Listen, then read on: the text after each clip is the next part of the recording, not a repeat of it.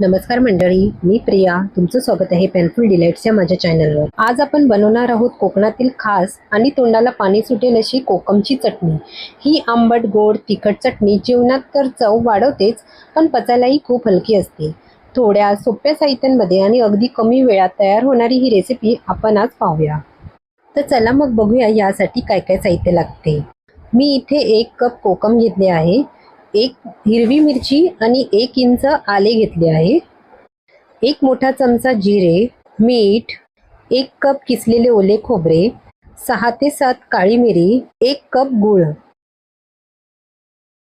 सर्वात प्रथम आपण 1 कप कोकम एका नवीन भांड्यामध्ये घेऊया आणि त्यामध्ये कोकम बुडतील एवढे गरम पाणी घालून 2 ते 3 तासासाठी हे कोकम भिजत ठेवूया.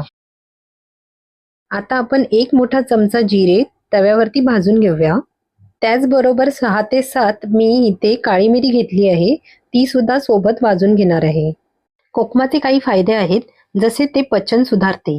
कोकम आम्लपित्त कमी करून पोट हलके ठेवते.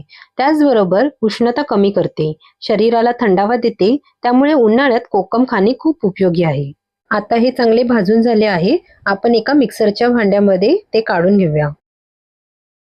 हे बघा, हे इतपत बारीक करायचे आहे. आता यामध्ये 1 मिरची, 1 इंच आले आणि मीठ घालून चांगले मिक्सरला वाटून घ्यायचे आहे. हे बघा, हे बारीक वाटून झाले आहे. आता यामध्ये 1 कप ओले खोबरे, 1 कप गूळ आणि भिजलेले कोकम त्यासोबत थोडेसे पाणी घालून वाटून घ्यायचे आहे. भूक न लागणे किंवा जडपणा वाटणे यावर कोकम उपयुक्त आहे. कोकम रक्तशुद्धी करते, शरीरातील विषारी घटक कमी करून रक्त शुद्ध ठेवते. कोकमामुळे त्वचेला पोषण मिळते व चमक येते. हे बघा, आता आपले मिश्रण वाटून झाले आहे. तुम्हाला ज्याप्रमाणे कन्सिस्टन्सी पाहिजे आहे त्याप्रमाणे तुम्ही पाणी ऍड करून परत वाटू शकता. मी इथे 2 मोठे चमचे पाणी घातले आहे आणि परत वाटून घेणार आहे. हे बघा, ही चटणी वाटून झाली आहे, पण मला ही जरा अजून घट्ट वाटते, त्यामुळे मी ह्याच्यामध्ये थोडे अजून पाणी घालणार आहे. कोकम हे ऍसिडिटी कमी करण्यास मदत करते.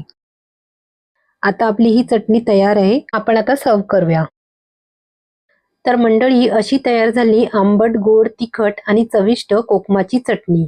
भाकरी, पोळी किंवा गरमागरम भातासोबत ही चटणी खाल्ली की जेवणाची चव दुप्पट होते. ही रेसिपी तुम्ही नक्की करून बघा आणि तुमचा अनुभव आम्हाला सांगा. ही रेसिपी जर आवडली असेल तर व्हिडिओला लाईक करा, शेअर करा आणि चॅनलला सबस्क्राईब करायला विसरू नका. पुन्हा भेटूया अशाच नवीन रेसिपीसह. तोपर्यंत धन्यवाद.